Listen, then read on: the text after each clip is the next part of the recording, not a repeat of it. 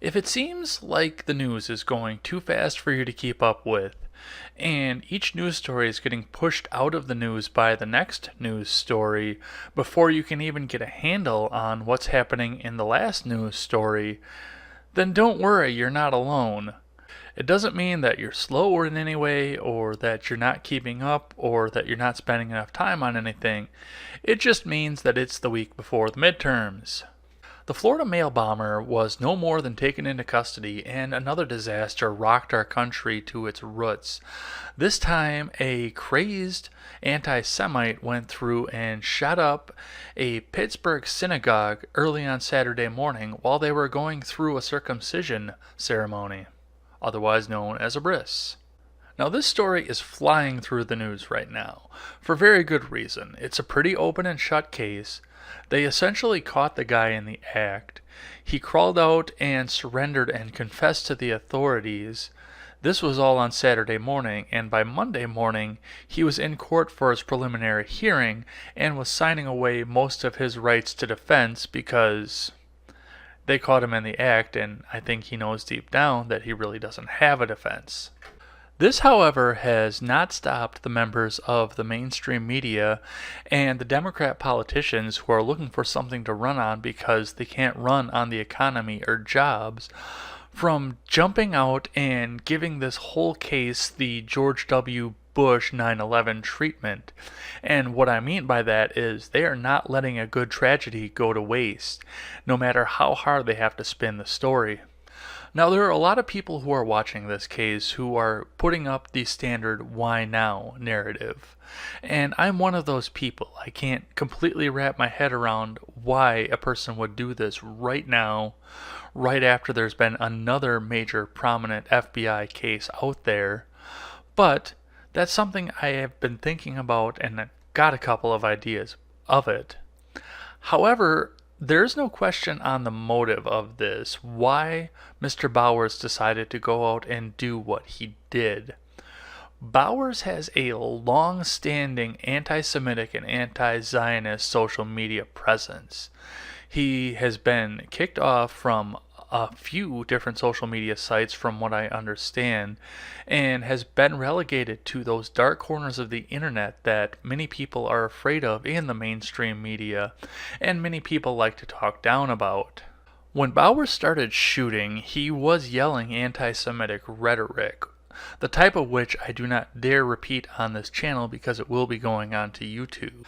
But for the most part, the sentiment that he was giving out to the world was the fact that America will never be great again so long as there are so many Jews in our country. He used different words, but again, that's not something that I care to repeat on this channel. With the midterms looming, politicians from the right and the left have been very quick to offer their condolences, offer what they can do to help, and offer any other sort of general shout out to the people of this synagogue. And that's been a very good thing. Democratic hopeful Alexandria Ocasio-Cortez was very quick to offer her condolences and retweet a list of the names of the victims for memoriam. This is what Cortez tweets. Carrying these names with me today and keeping their families in my heart. As leaders, we must commit ourselves to actively combating the rising forces of racism and anti-Semitism as we stand with our Jewish and Black communities in the wake of this week's violence. Now, I have my personal differences with Cortez and her personal politics and how they relate to what she said.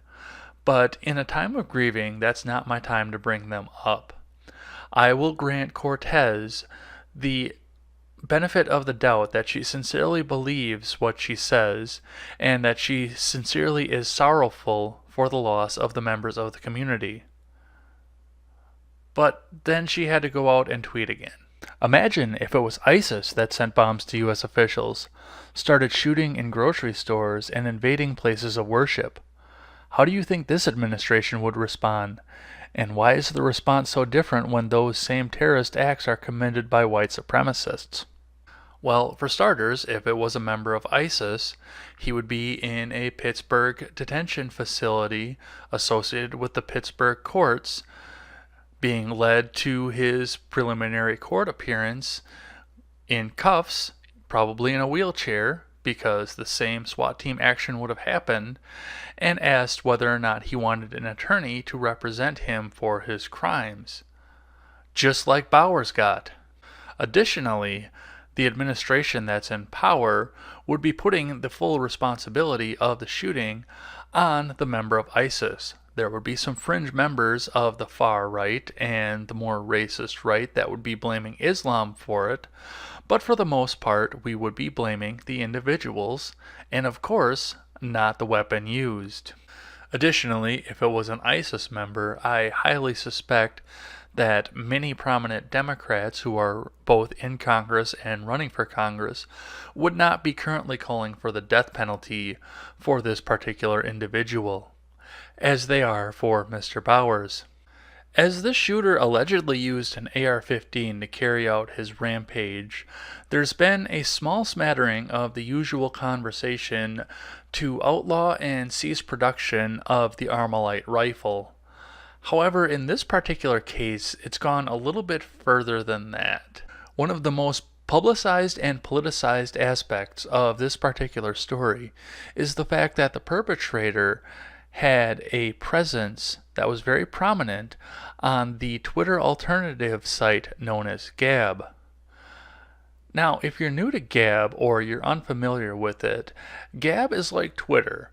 They give you a limited amount of characters where you can go on and say what's on your mind, but they're a very free speech oriented place, and they don't particularly feel like banning anybody based on what they say or what their beliefs are.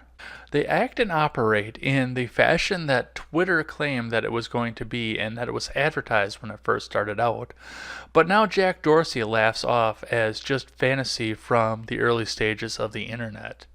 If you look at Gab's Twitter page, which is essentially all that they have left to communicate with the masses through, as they have been deplatformed on their payment processor and their cloud hosting services, you will see first a large outpouring of support from their followers and supporters for the fact that they have been deplatformed.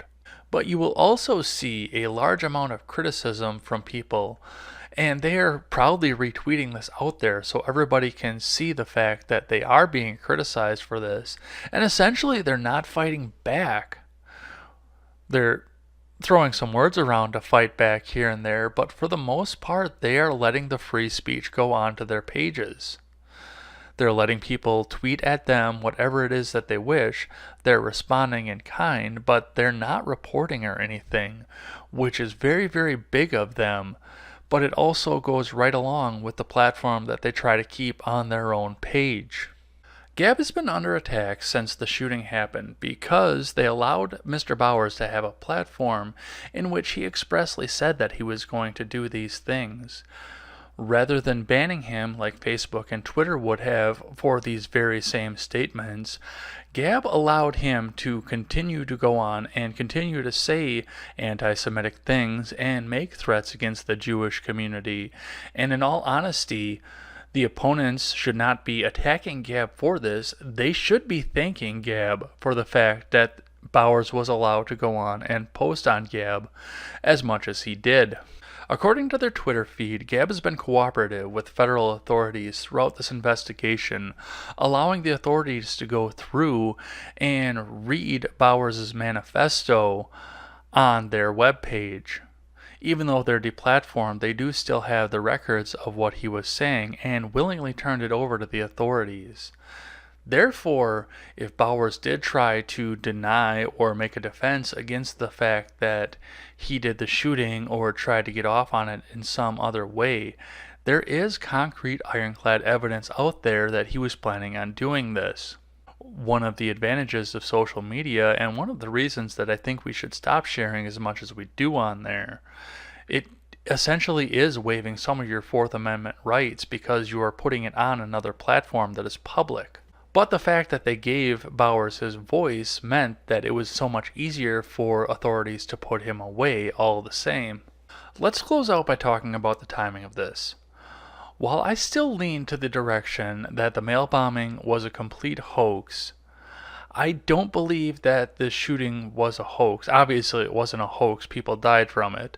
But I don't believe this was something that was organized or put together by the opposition to our government in order to garner votes.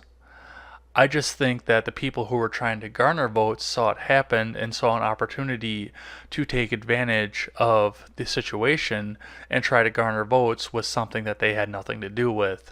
Bowers is an avid anti-Trumper. And in the run-up to midterms that were looking very favorable for people who wanted to help implement Trump's agenda, which has been very pro-Israel, it would be easy to see why an anti-Semite such as Bowers would be driven to snap in a situation like this. This is of course speculative, but as this trial goes along, and I suspect that it'll go along pretty quickly, the answers that we seek will be made available. Whether or not they're publicized will depend on what the responses are and how the media reacts to them, and of course whether or not this story gets swallowed up by another story in the coming weeks. We do have a very big news week coming up forward to us. But as of right now, only Bowers knows why he snapped when he did and why he decided to do what he did when he did. That's a conversation for him and for his lawyers, and it's not a conversation for us yet. We will just have to wait and see what the responses are and if they are indeed put out there. I stand morally opposed to anti-Semitism, and I say a prayer for the families of those in Pittsburgh that lost their family members because of the actions of one person. I know my prayers will never bring your loved ones back, but I do pray that you get the peace and justice that you deserve out of our Justice Department and out of our country. What did you think when the news first broke on Saturday morning?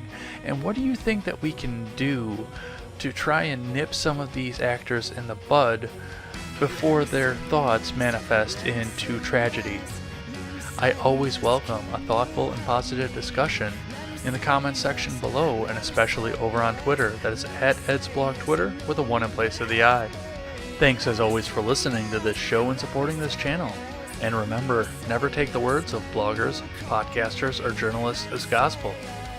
Find all the facts and draw your own conclusions. Take care.